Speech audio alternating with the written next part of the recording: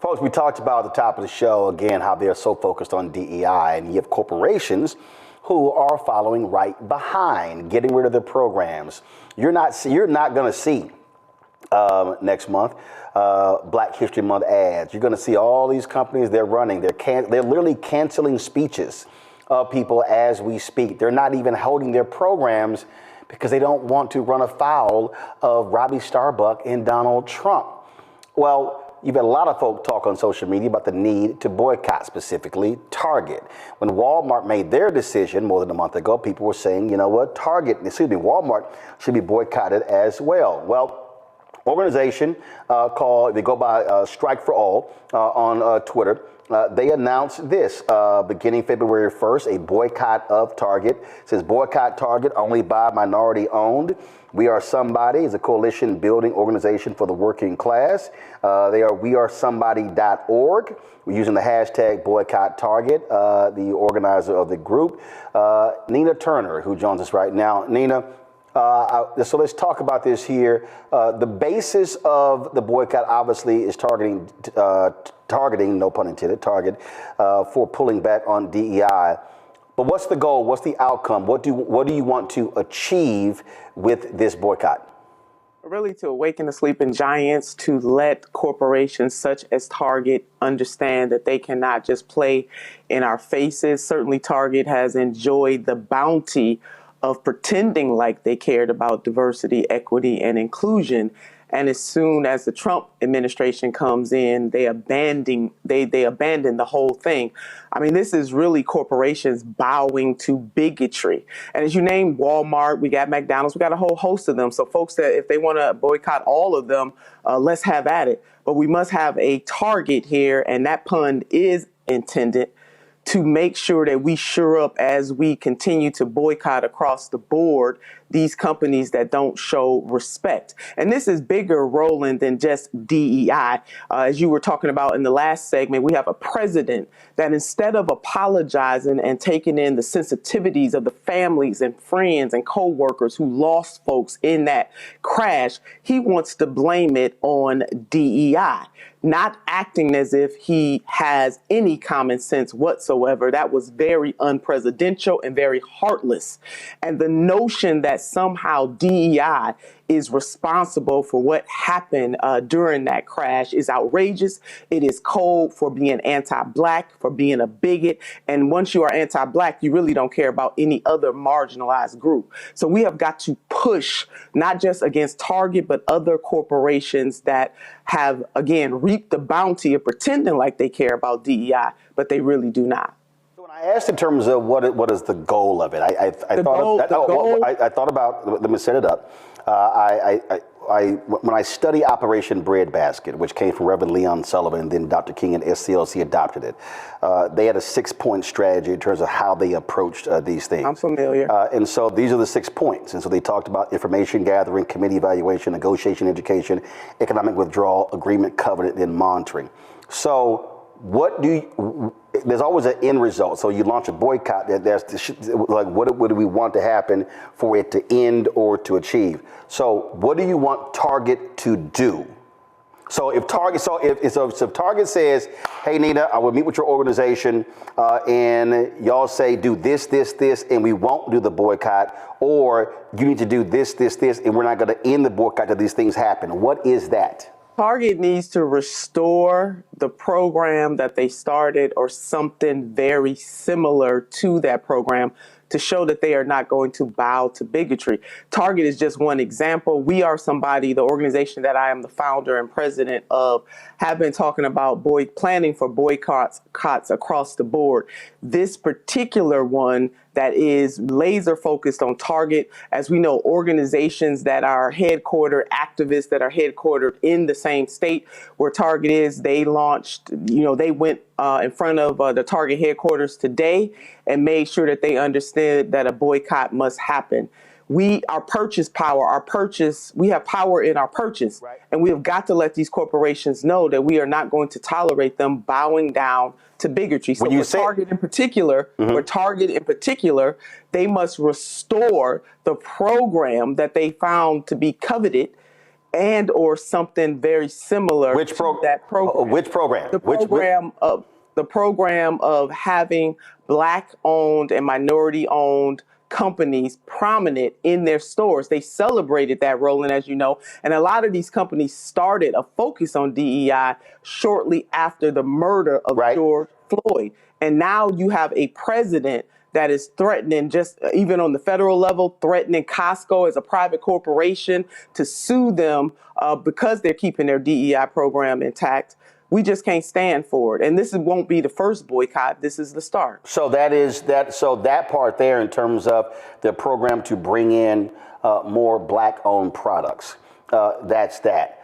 What else? Because Target also made some other announcements as well. So are you also being specific regarding those? So, for instance, when they said how much they wanted to spend with black-owned businesses every year. Now, Target is that shelf space is going to be lost unless we force them not to bow down to the Trump administration. Right. No.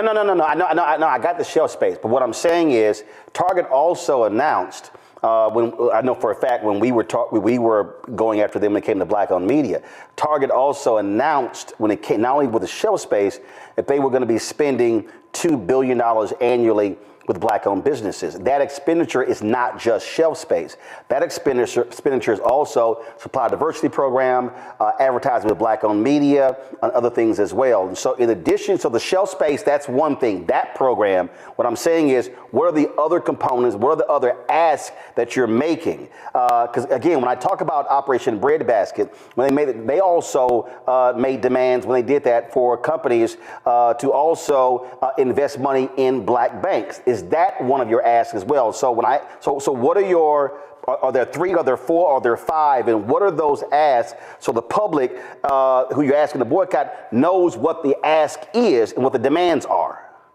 Yeah, that's definitely part of it, but to be very much committed and not pushed off the square every time an administration changes. I mean, that is very important. So Target's word is not bond in this case at all. And so those people who believe in a conscious-minded type of justice have got to know that we are going to continue to push against them every step of the way. Right. I don't trust. I do not trust, because they so easily eased out of this. Roland, we can't trust that they're going to do any of these things. And obviously, I want to give an example. There are several black-owned companies that have been out there. Author Frederick Joseph is one of them. Oh Happy Danny. These are black companies that are in Target right now who have said, take us, we want no part of Target. The other thing that somebody has done is we created a list of those businesses that are in Target right now with their website, because as you know, a lot of people are saying those companies would be hurt by that. When we can cut out the middleman and go directly to the websites of those companies to support those black-owned companies and other minority business. Again, and the reason I'm asking for specificity, because I just gave you no. But what I'm saying is, but you brought up businesses with products on the shelves, and what I'm saying is, it actually goes beyond that. That's limited. Agree. And I'm saying, so for the purpose of the audience, so the ask of Target is keep and restore the program that expands the offering of black-owned products on the shelves. That's one. Or something that is similar to that. Okay. And be fully committed. Okay. To diversity, inclusion, and equity. But no. But what does that mean? That means investing in black-owned companies and other minority-type businesses. No. Through what means? Because I think we have to be specific in the ask. Am I not being specific? No, you're no. To be honest with you, you're not. See, I'm just being honest. You know what? You're saying that I'm not being specific, but I'm being very specific in the ask. If other people have other asks that they want to add onto this is a beautiful thing. We're working with Until Freedom right now. We're building an entire coalition around not just, this is bigger than DEI. Right, This right. This is going to be a full frontal attack, Roland, full frontal attack on Black people in America. And so we have got to push back on companies like this when they take actions like this. So this is just the beginning. Oh, no, I know. I totally get that, and I understand that. Well, all I'm simply saying is, again, is the question of, okay, fine, guys. For instance, we already know they got 2 Black board members. So, guys, that doesn't mean anything. No. I get that. Follow me here. I'm going somewhere. Just hold on. What I mean by that is, previously when you've had boycotts, that's been an ask. And so the products on the shelves, that's one. Is it anything related to HBCU initiatives, other businesses? Are we talking about, and again, for them to be articulating, because they announced, I think in 2022 or 23, that they said that they had met their goal of the spending. It actually was 1.78 billion. I'm like, no, your press release said you're going to be spending at least 2 billion annually, and 1.78 billion ain't 2 billion. That's short $220 million. That money absolutely matters. And so I think, again, if there are 1, 2, 3, 4, 5, and we are telling our audience and telling the public, here are the demands, then everybody is on the same accord, being very specific in what those demands are. And so that's why when I ask, okay, that one, what else? I got to ask you this here. So you've had Black-owned businesses, and I've talked to some of them who come out and said, hey, we're going to be hurt if there's a boycott. Are you saying to people, totally boycott Target, or are you saying, if you go to Target, only buy those Black-owned products and nothing else? What are you saying? Because that's also part of the conversation, and people have been asking on social media. I get that. Totally boycott. You can't have boycott Target. Got it. To be honest here, a lot of folks are not going in the stores just for that. You would have to have an awareness that those Black-owned companies are actually in the store. What usually happens, Roland Martin, is that people go in there, they're shopping for other stuff, and they happen down the aisle and they see this program. We got to be honest about that. If you go into Target, you're going to pick up some toilet paper, some chewing gum or something. You're not just going to go in there and buy from those Black-owned companies and walk out of that store. So here is, I'm showing you this here while you're talking. Hold on. I'm going to let you finish. I'm saying while you're talking, I'm showing here. So Target, this is their Black History Month page on their website, where they also have on here this category, shop all Black-owned or Black-founded brands. So keep going. And matter of fact, hold on. I think I just saw, wait a minute, let me go back. I think they've got Tamika Mallory's book. No, that's her. That's Keke Palmer. I was trying to see whose book they have on the home page here, but go right ahead. I mean, they're just playing in our face with this. So they making this a novelty, Roland. We cannot allow ourselves as Black people just to be a novelty here. That is vitally important, and that is why no, total boycott. And folks who want to support those Black-owned brands can go directly to their website. Right. If they, we've made a list of all of those Black-owned brands with their website. So we've taken all of the hard part out of it so they can go directly to them. Questions from my panel. Let me first start with you, Reese. Go. Roland, you actually stole my question, because the logo, I thought it was just a boycott of Target, but with the kind of exception of buying Black brands there, but you clarified it. Nina, can you just tell us the logistics? Like, when does this start? Is it starting yesterday? Is it starting at a particular time? Do you have a specific time frame? And how do you guys plan to measure the traffic or targeting certain areas? I'm just curious about more details about the plan of action. Yes, it starts on February the 1st. One of the reasons why some people have already started, already. I've talked to several people in some of the reports that some folks in the Black community in particular have said they are not shopping at Target. One of the reasons why we decided for February 1 is to give time to be able to organize and for my organization to be able to put out the organization and pick up the steam that we have. So that's February 1. That's coming up this weekend. And we're getting the information out as much as possible. There have been several national articles written about this. And in particular, there are people right there, in Minnesota, right at the headquarters, who protested this morning about a total boycott of Target. So it's not just we are somebody, it is the people right there in that state where Target is saying we must totally boycott them. Noah? Nina, I wonder if you know if there are any organizations that are actually trying to counter Target in terms of have our own Black Target, essentially, you know, because it's one thing to boycott, right? But then it's another thing for us to have our own, you know, like you said, it's very difficult to walk into Target and not buy that toilet tissue or buy that gum, all the stuff they have lined up around, you know, the register on purpose, right? And then also then you're going to stop at Starbucks, you know, so it's like all these things that are designed to keep you spending money. Do you know of any plans to where we can go beyond the boycott and essentially have our own Black Targets and Walmarts? No, I love that question. And I don't know of any specific group right now, but you're broadening this discussion in a way that I'm so glad to see. Again, as I was saying to Roland, this is bigger than DEI, and I want people to see beyond that.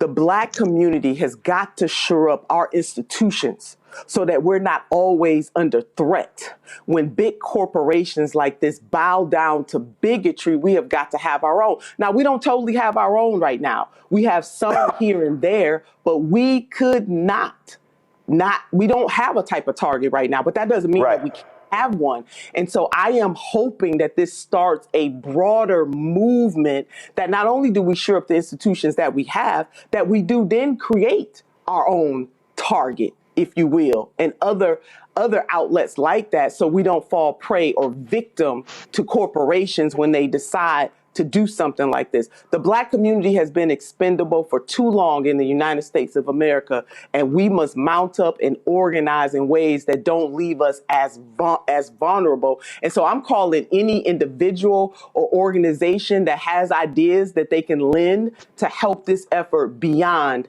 DEI. Greg? Thank you, Roland, and it's always good to see you, Sister Turner.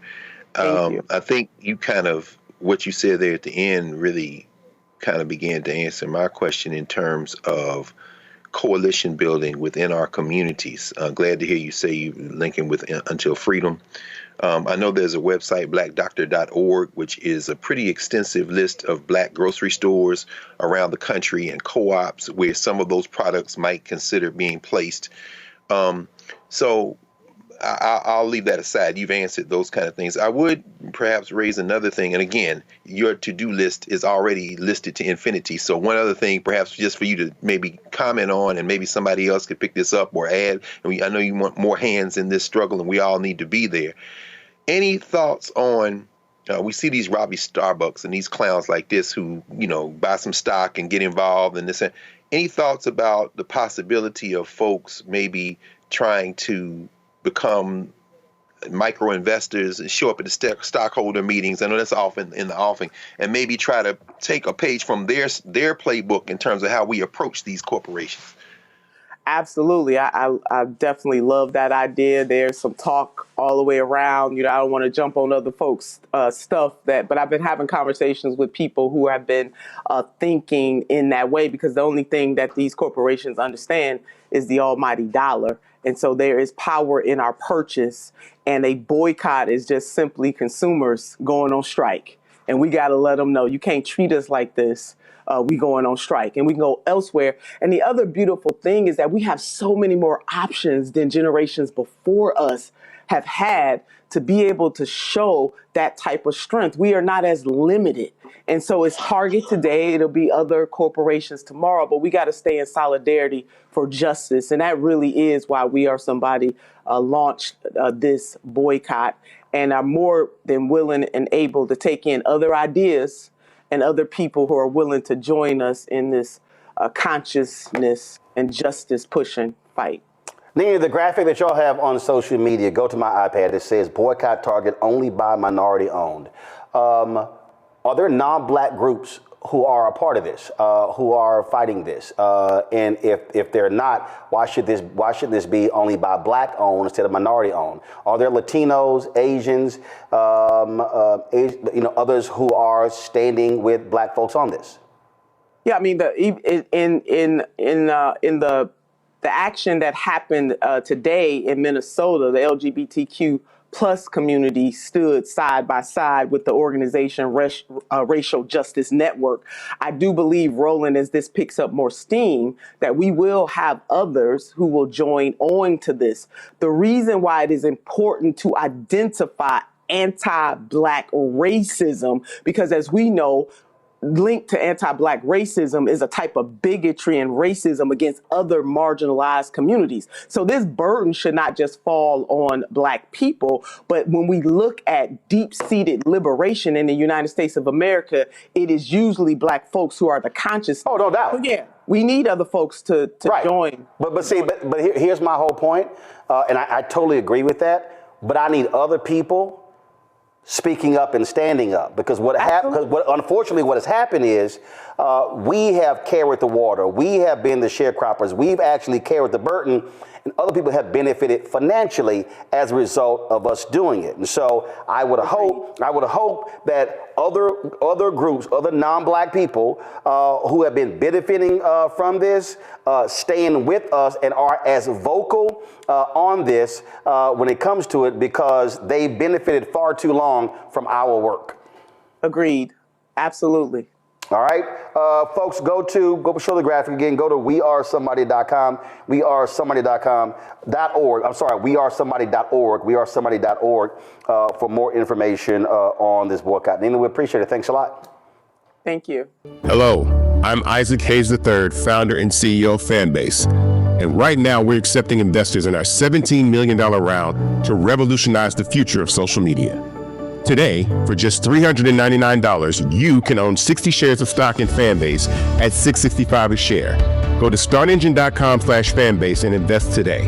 While the big platforms have grown too massive and disconnected from their users, Fanbase is building a platform where creators and users truly come first. We've already raised $4.8 million from everyday investors who believe in this vision, and now you can join them. This is your chance to invest in a social media tech company with over 1 million users that is disrupting media by allowing anyone to reach all of their following and monetize their content from day one. The market is changing, big platforms are failing to serve their users, and Fanbase is stepping up to fill the gap. Don't wait until it's too late. Invest now. Invest for yourself and your future. Go to startengine.com/fanbase and own the future of social media.